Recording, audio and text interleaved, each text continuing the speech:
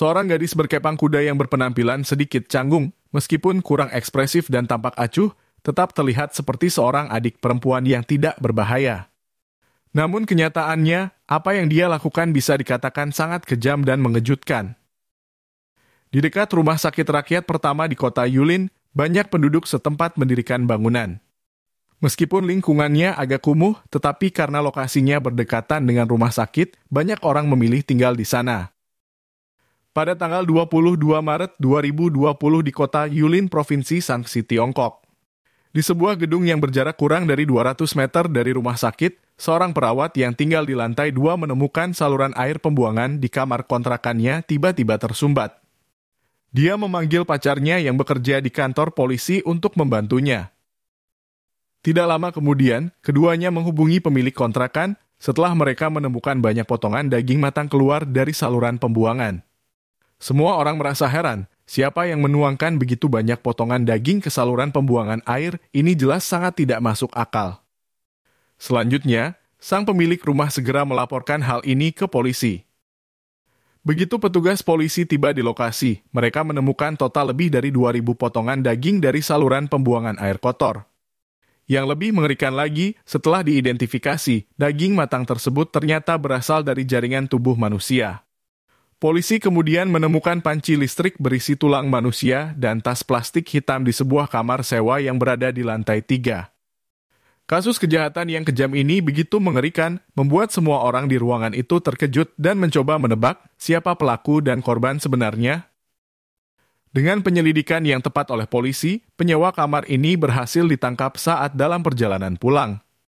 Saat polisi melihat Li Fengping yang polos dan lembut, sulit untuk membayangkan bahwa dia adalah pelaku di balik kejahatan yang mengerikan ini. Gadis ini adalah seorang perawat di rumah sakit rakyat pertama kota Yulin, berusia 25 tahun. Dia mengaku telah membunuh wakil direktur medis bedah tulang belakang yang bekerja di rumah sakit yang sama dengannya pada pagi hari tanggal 21. Ia juga melaporkan bahwa ia telah memutilasi tubuhnya sebelum membuangnya ke saluran pembuangan toilet pada sore hari tanggal 22. Sebelumnya, polisi telah menerima panggilan darurat dari istri korban pada tanggal 22 yang melaporkan bahwa suaminya telah hilang selama 2 hari. Hubungan apa yang terjadi di antara keduanya dan mengapa kasus ini berakhir dengan tragedi seperti ini? Halo, selamat datang di Sigma Story. Senang bertemu dengan kalian lagi. Pada tahun 2017, Li Fengping lulus dengan sukses dari Universitas Kedokteran Guangxi dan 3 rumah sakit telah menerimanya melalui rekrutmen kampus. Salah satunya di Nanning, yang lain di Liuzhou, dan yang terakhir di Rumah Sakit Rakyat Pertama Kota Yulin. Dia dan ayahnya mendiskusikan rumah sakit mana yang sebaiknya dipilih untuk bekerja. Dia mengatakan bahwa di ibu kota provinsi Nanjing memiliki prospek terbaik, di rumah sakit di Liuzhou gajinya tertinggi, sedangkan pergi ke Yulin, satu-satunya keuntungannya adalah lokasinya tidak jauh dari rumah. Perjalanan dari rumah menuju ke rumah sakit dengan bus hanya membutuhkan waktu 2 jam, memudahkan dirinya untuk menjenguk ibunya yang sedang sakit. Pada akhirnya, Li Fengping memilih rumah sakit rakyat pertama di kota Yulin. Tetapi kenyataannya tidak sesuai dengan harapan mereka. Selain saat tahun baru Imlek, Li Fengping hampir tidak punya waktu untuk pulang ke rumah. Dia menyewa sebuah kamar berukuran 30 meter persegi yang berada tepat di gang belakang rumah sakit. Meskipun kamar tersebut relatif tua dan kecil, namun biaya sewanya hanya 350 yuan per bulan. Tidak lama setelah bekerja di rumah sakit, seorang yang bernama Liu Moxia yang menjabat kepala perawat rumah sakit mengenalkan padanya sebuah permainan yang bernama Lucky Airship. Alasan ia merekomendasikan permainan ini agar kenalannya bisa mendapatkan sedikit kesenangan dan mendapatkan sedikit uang tambahan. Namun ia tidak pernah membayangkan bahwa Li Fengping akan terjerumus ke dalam jurang perjudian online. Permainan ini tidak memerlukan registrasi kartu ponsel dan tidak memerlukan informasi kartu identitas. Saat bertaruh, Anda dapat memilih jumlah uang yang dipertaruhkan tanpa batas. Aturan permainan ini tidak memerlukan keterampilan khusus sama sekali, hanya menebak angka 1-10. Jika Anda menebak dengan benar, Anda akan menang. Jadi jika Anda bertaruh semua angka genap atau ganjil, Anda masih bisa menebak beberapa angka dengan benar. Pada awalnya, Anda mungkin bisa menang beberapa putaran, tetapi menang tidak berarti untung. Anda perlu menang beberapa kali putaran untuk mengimbangi uang yang Anda pertaruhkan. Dan Li Fengping terjebak dalam permainan ini dan tidak bisa melepaskannya. Bagi dia, masalah masuk dan keluarnya uang hanya menjadi angka. Seiring berjalannya waktu, taruhannya menjadi semakin besar. Selama 1 hari, jumlah uang yang ia keluarkan bisa mencapai puluhan ribu yuan. Terkadang, ia bisa kehilangan puluhan ribu yuan dalam 1 kali taruhan, tetapi saat menang, ia bisa mendapatkan kembali semuanya. Pada hari dia meraih kemenangan terbesar, jumlahnya bahkan mencapai 100 ribu yuan. Tetapi, platform yang sepenuhnya dikendalikan oleh orang di belakang layar seperti ini tidak mungkin memiliki pemenang akhir. Dalam waktu kurang dari 1 tahun, total uang yang disetorkan oleh Li Fengping melalui 2 kartu banknya ke platform judi ini mencapai 290 ribu yuan. Jumlah uang ini merupakan angka yang sangat besar bagi seorang perawat yang baru saja bekerja selama 2 hingga 3 tahun. Li Fengping kemudian memutuskan untuk meminjam uang lebih banyak lagi dan mencoba bertaruh kembali dengan harapan bisa mengembalikan modal sebelumnya setelah ia mendapatkan keuntungan. Dia mulai meminjam uang dari rekan kerjanya dengan alasan mengikuti ujian keperawatan atau membutuhkan biaya untuk merawat ibunya yang menderita kanker serviks. Gadis yang biasanya cerdas, ramah, dan pekerja keras ini memiliki reputasi yang cukup baik di rumah sakit. Sebagian besar perawat yang lebih tua menolaknya. Namun beberapa perawat muda yang dekat dengannya setuju untuk membantunya. Biasanya jumlah uang yang dia pinjam adalah beberapa ribu yuan, dan dia membayarnya sebagian setelah gajinya dibayarkan. Meskipun begitu, Li Fengping mulai terlihat kesulitan dalam membayar hutangnya. Pada bulan Juli 2019, Li Fengping mengajukan pinjaman sebesar 300 ribu yuan yang diberikan oleh Bank Tiongkok kepada staf medis usia produktif dengan alasan sebagai pengobatan ibunya. Tentu saja jumlah uang pinjaman ini ia gunakan seluruhnya untuk berjudi. Saat tenggelam dalam pusaran perjudian, Li Fengping tidak pernah sekalipun meminta bantuan dari keluarganya. Meskipun terlihat lemah, dia sebenarnya memiliki sisi yang keras dalam kepribadiannya. Karena keluarganya miskin dan tidak dapat memberikan bantuan apapun, dia selalu menghadapi kesulitannya secara mandiri. Selain meminjam uang dari rekan kerjanya dalam kurun waktu setengah tahun, kartunya telah memiliki catatan transaksi dari banyak platform pinjaman online. Dapat dikatakan bahwa dia telah memanfaatkan semua platform yang bisa ia pinjam. Hanya saja sebagian besar platform ini memiliki tingkat bunga yang melebihi batas legal sebesar 36%. Setelah kecanduan permainan judi, Li Fengping menjalani kehidupan yang sangat terpecah belah. Di satu sisi, dia menghabiskan puluhan ribu setiap hari tanpa keraguan, bahkan kadang dengan 1 nol tambahan tanpa adanya getaran emosi sedikit pun di dalam dirinya.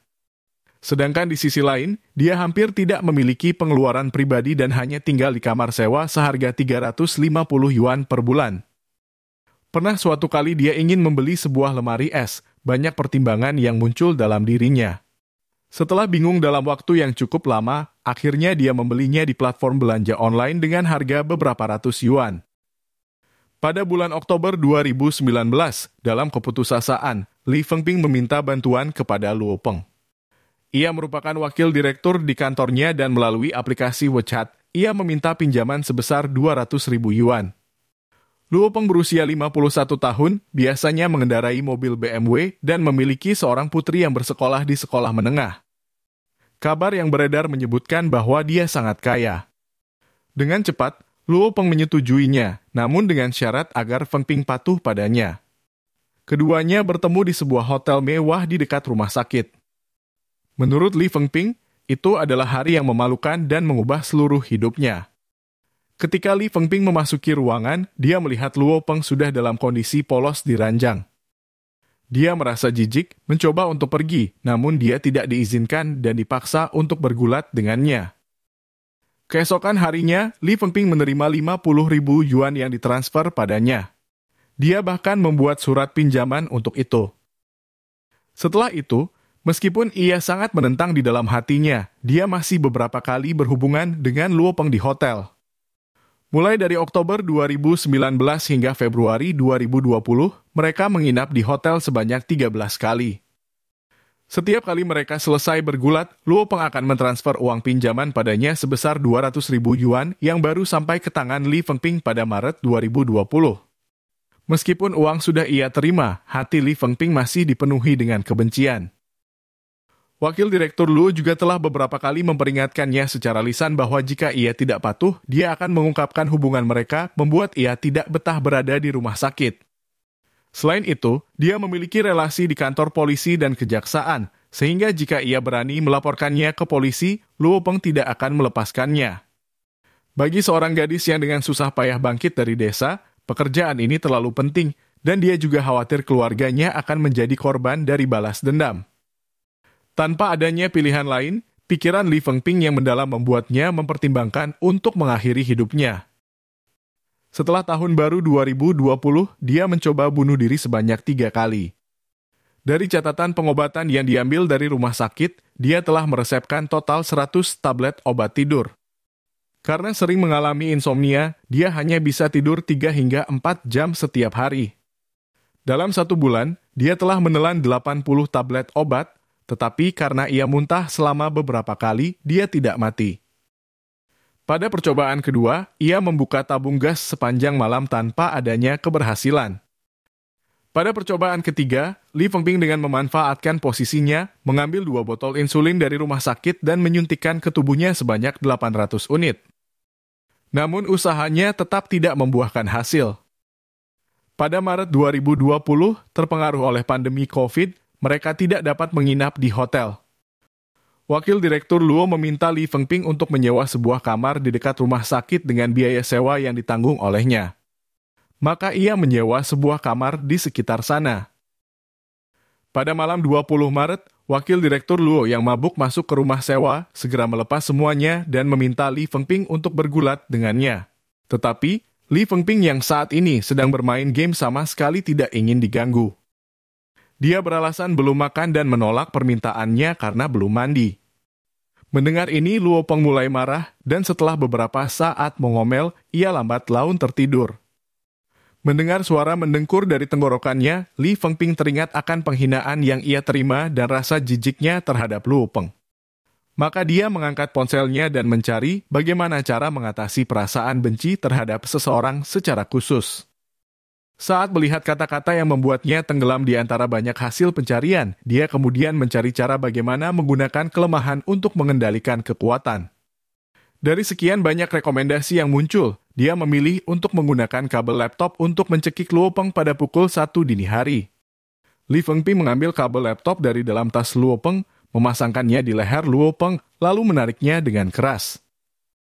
Luo Peng terbangun kaget, berjuang mati-matian dan keduanya berguling ke bawah tempat tidur. Li Fengping tetap memegang erat kabel tersebut. Beberapa menit kemudian, Luo Peng tidak bergerak. Li Fengping meraba denyut nadi leher Luo Peng, tidak ada respons. Dia secara refleks mulai melakukan resusitasi jantung paru, tetapi tetap tanpa respons. Li Fengping yakin bahwa dia benar-benar telah mati. Selanjutnya, dia menggunakan sidik jari Luo Peng untuk membuka kunci ponsel dan mentransfer 98.000 yuan dari Alipay ke rekeningnya. Tetapi, dalam sekejap uang tersebut secara otomatis dipotong oleh platform pinjaman online terkait, hanya menyisakan 900 yuan di rekeningnya. Dengan perasaan beruntung, dia mencoba berbagai cara dengan mengambil foto setengah badan Luo, kartu bank, dan foto identitas untuk mencoba mengajukan pinjaman. Hanya saja karena memerlukan verifikasi wajah secara langsung, usahanya akhirnya gagal. Sebelum fajar tiba, dia juga mencari informasi di ponselnya tentang cara menghilangkan jejak mayat dengan sempurna, mentransfer kepemilikan mobil yang dicuri, dan lainnya. Pada pukul 8 pagi tanggal 21, Li Fengping yang melakukan kejahatan keji sama sekali tidak panik, melainkan tetap berpakaian rapi dan pergi bekerja seperti biasa di rumah sakit. Setelah pulang jam 6 sore, dia mulai mengurus mayat Luo Peng. Kemudian dia memberitahu pengacaranya bahwa dia melakukan hal ini karena ingin mencegah pertumbuhan bakteri, sehingga ia harus segera mengurusnya. Dari jam 8 malam hingga jam 5 sore keesokan harinya, dia menghabiskan lebih dari 20 jam untuk memecah tubuh Luo Peng menjadi lebih dari 2.000 potongan. Kekejaman tindakannya sulit untuk dibayangkan. Selama periode ini, dia bahkan kembali ke tempat tinggal sewanya yang asli untuk mengambil pakaian dan membuang sepatu putih kecil yang kotor. Dalam kesibukannya, dia juga sudah mencoba mencari surat hutangnya di mobil Luo Peng, tetapi tidak berhasil menemukannya. Ternyata, surat hutang tersebut dikunci oleh Luo Peng di lemari kantornya dan baru kemudian ditemukan oleh perawat bedah tulang belakang setelah kasus ini terkuak. Selama periode ini, Li Fengping tetap berpura-pura menjadi Luo Peng dan mengirim pesan kepada istrinya. Istrinya hanya bertanya kepada suaminya mengapa tidak pulang selama beberapa hari. Dia menjawab bahwa sedang menjalani operasi di luar kota, mabuk pada malam hari, dan menolak panggilan suara. Pada malam tanggal 22, ketika suaminya tidak kunjung pulang ke rumah selama beberapa hari, sang istri merasa curiga dan menelepon rumah sakit untuk menanyakan keberadaannya. Setelah mengetahui bahwa suaminya sebenarnya tidak menjalani operasi dalam beberapa hari terakhir, dia segera melaporkan hal ini ke polisi. Setelah pengadilan pertama, Li Fengping dihukum mati atas tuduhan pembunuhan dan pencurian yang disengaja.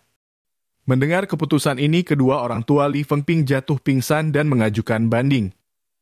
Mereka sama sekali tidak dapat memahami bagaimana anak perempuannya sekarang hanya menjadi orang yang menunggu untuk dieksekusi mati. Hanya dalam 1 tahun setelah ia bekerja di rumah sakit, hal apa yang bisa merusak anak perempuannya?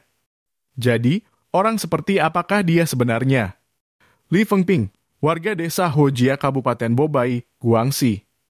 Jika menggambarkan situasi keluarga mereka dengan satu kata, itu adalah miskin. Mulai dari kota Yuling, naik bus ke selatan melalui jalan raya ke Kabupaten Bobai, kemudian berganti ke minibus untuk melanjutkan ke selatan.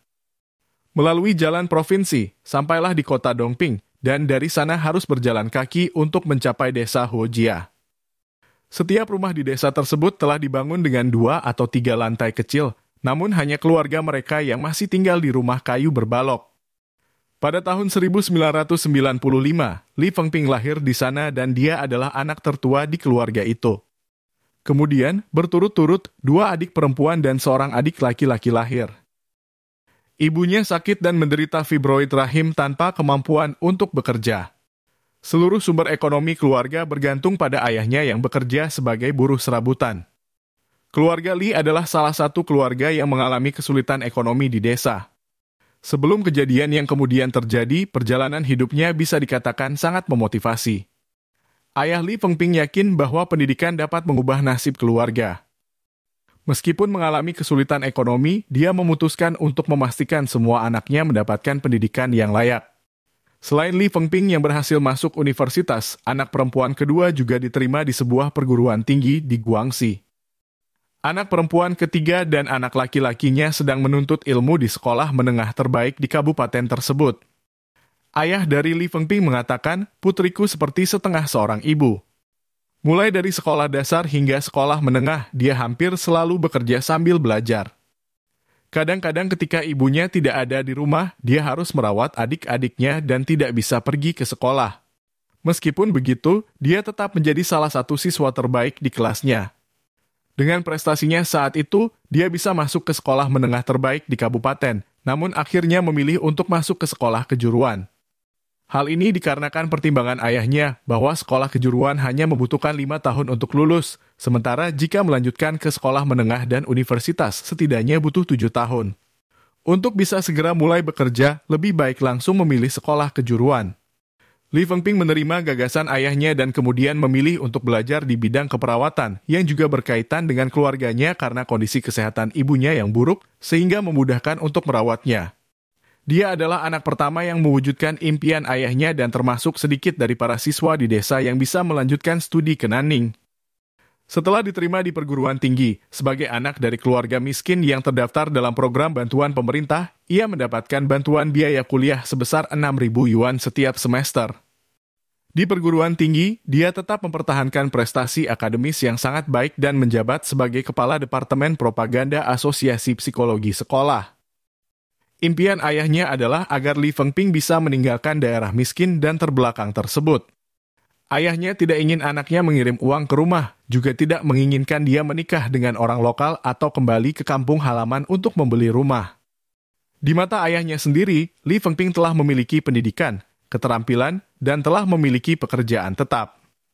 Jika tidak ada perjalanan dinas, dalam beberapa tahun ke depan dia dapat membeli rumah di usia produktif.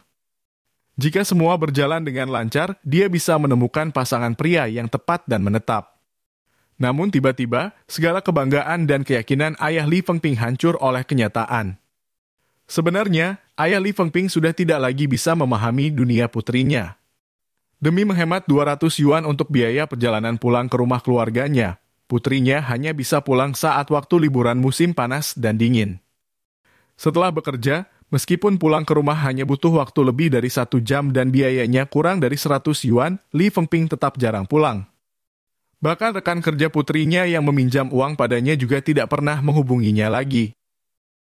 Pada 22 Desember 2020, Pengadilan Tinggi Rakyat Guangxi mengadakan sidang banding untuk kasus yang mendapat banyak sorotan publik. Sebagian besar waktu persidangan, Li Fengping dengan tenang menjelaskan rincian kejahatan yang telah dilakukannya. Namun karena riwayat obrolan di ponsel keduanya sudah dihapus dan tidak dapat dipulihkan, Li Fengping yang pergi ke hotel sendirian terbukti telah memiliki hubungan yang khusus dengan Luo Peng. Pada malam kejadian sekitar pukul 10 malam, seorang lelaki masuk ke kamar sewa tanpa alasan yang jelas, dan dia membela diri dengan mengklaim hubungan tersebut terjadi karena korban memaksa. Tanpa adanya bukti lain yang mendukung, pengadilan memandang bahwa Li Fengping membunuh korban setelah bertengkar karena masalah hutang dan berusaha menghilangkan jejak mayat dengan cara yang kejam dan berdampak serius. Dampak sosialnya sangat buruk dan pelaku harus diberikan hukuman yang paling keras sesuai hukum yang berlaku. Pada 20 Agustus 2022, Pengadilan Tinggi Guangxi memutuskan menolak banding dan tetap mempertahankan hukuman mati dalam putusan tingkat pertama. Dalam kasus ini, aplikasi judi tanpa ragu merupakan tangan hitam langsung yang menjerumuskan Li Fengping ke jurang yang dalam. Menurut laporan Badan Keamanan Publik Swedia tahun 2019, dari 45.000 orang yang kecanduan judi, 64% adalah perempuan, dan dalam 10 tahun sebelumnya, angka ini terus meningkat. Dalam 5 tahun terakhir di Inggris, jumlah wanita yang kecanduan judi telah meningkat dengan cepat 2 kali lipat dari jumlah pria.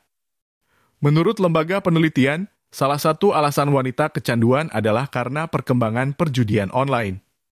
Wanita lebih rentan terlibat di dalamnya karena seringkali merasa tertekan secara sosial dan kurang mendapat dukungan yang memadai, sulit untuk melepaskan diri. Karena memiliki penyebab psikologis yang berbeda, mereka juga lebih rentan terhadap kerugian. Seperti Li Fengping, seorang perawat muda yang terlihat stabil dalam pekerjaannya, siapa yang akan menghubungkannya dengan perjudian online? Namun sebenarnya, racun-racun ini memiliki ribuan cara untuk menarik orang normal ke dalam jurang. Jadi jangan percaya pada platform perjudian manapun, jauhilah, tolaklah. Begitu kecanduan semacam itu terjadi, itu berarti mengubur separuh diri sendiri. Itu adalah ketergantungan mental yang merugikan. Begitulah cerita hari ini, terima kasih telah menonton.